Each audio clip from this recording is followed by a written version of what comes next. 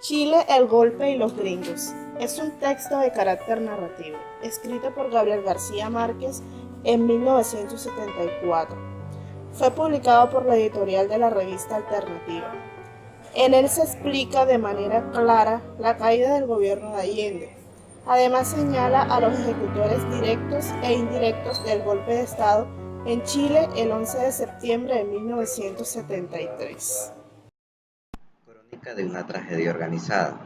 A fines de 1967, 7 militares, tanto chilenos como estadounidenses, celebraron una cena en honor al director de la Escuela de Aviación de Chile, el general Toro Mazote. El anfitrión de la cena era en aquel entonces el coronel Gerardo López Angulo. En la ya mencionada cena, uno de los militares del Pentágono preguntó qué haría el ejército chileno si el candidato de la izquierda, Salvador Allende, ganaba las próximas elecciones del 11 de septiembre, a lo cual el general Toro Mazote respondió que se tomaría en el Palacio de la Moneda en media hora, aunque tuviera que incendiarlo. Aquella cena pasó a la historia, ya que fue el primer contacto del Pentágono con oficiales de las 4 ramas chilenas.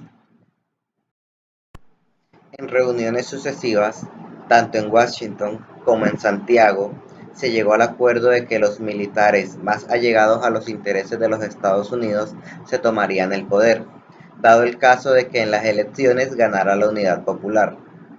Todo lo plantearon en frío, como una simple operación de guerra, y sin tomar en cuenta las condiciones reales de Chile.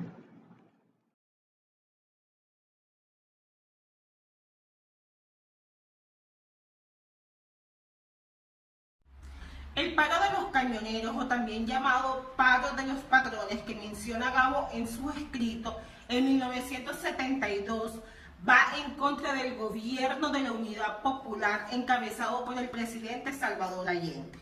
La economía de Chile pasaba por una grave situación, que a pesar de en el primer año el gobierno bajó la inflación, pero esta a su vez se produjo la hiperinflación de 225%, provocando así la escasez en este país. El paro contó con el apoyo monetario de la CIA, que recordemos que es la Agencia Central de Inteligencia de los Estados Unidos, que conspiraba en hacer caer el gobierno de la Unidad Popular, entregando también recursos a diarios opositores, principalmente a Mercurio, que es el periódico chileno fundado por Agustín Edward McClure.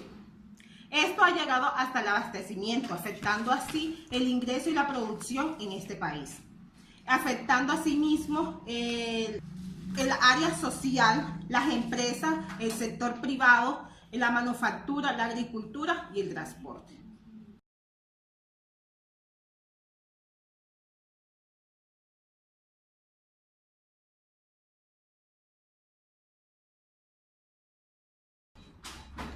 El próximo 18 de septiembre se puede llevar a cabo el plan original de la cena de Washington, que sabemos que tenía 3 años de retraso y lo tenía como una devastadora operación de guerra.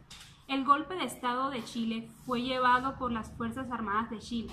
Encontramos que las cúpulas de las Fuerzas Armadas y de orden lograron controlar gran parte del país. Ya exigieron la renuncia de Allende. Debido a esto, tuvo que refugiarse en el Palacio de la Moneda. De que todo esto sucediera, Allende fue elegido. La propuesta y la unidad popular enfrentar a Chile en un régimen socialista. Había mucha presencia de violencia desatada por grupos radicales de ardientes opositores al gobierno. Esto produjo un clima de confrontación que se expandió a todos los ámbitos de la sociedad. Los enfrentamientos callejeros nos hicieron esperar entre grupos de extrema izquierda y de ultraderecha. Frecuentemente dejaban heridos y en algunos casos dejaban muchos muertos.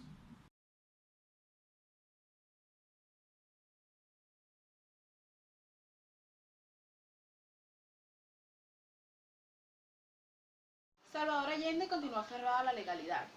La contradicción más dramática de su vida fue ser al mismo tiempo enemigo congénito de la violencia y revolucionario apasionado.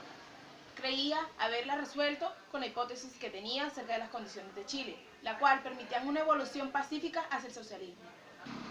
Por conocer las condiciones en que viven, el grado de conciencia frente a la dictadura y sus formas imaginativas de lucha, siempre votaban por él.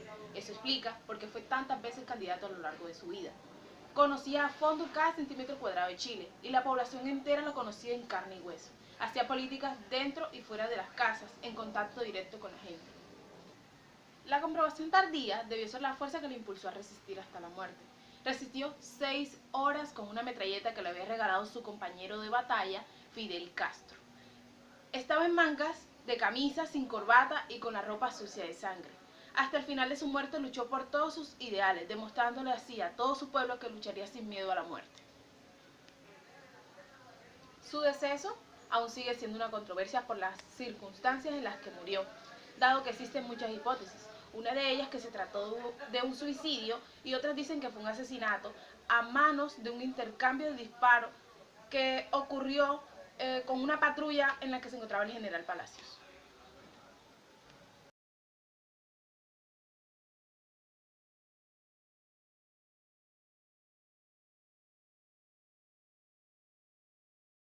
Llevando a la actualidad la crónica de Gabriel García, llamado Chile, el golpe y los gringos, podemos comparar la situación económica de Venezuela. A partir de esto podemos decir que hay una gran conspiración de las corporaciones como por ejemplo USA y OTAN, que invierten en las personas y tecnología para así adueñarse de las enormes riquezas como el petróleo, el oro, el bauxita, el hierro, el carbón y entre otros minerales. Entonces surge el siguiente interrogante: ¿será que parte de la asesoría de Chávez a las personas de seguridad democrática que en Venezuela expresó en más de 2.000 asesinatos de Estado por negocio de falsos positivos?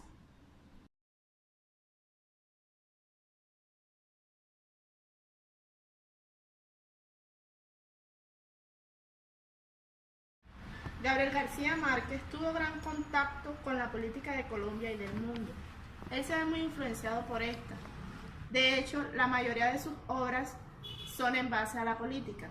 En este escrito se aprecia claramente las inclinaciones políticas de Gabo. A simple vista se notaba su apoyo al movimiento socialista. Pero ¿por qué Gabo se vio tan influenciado por la política?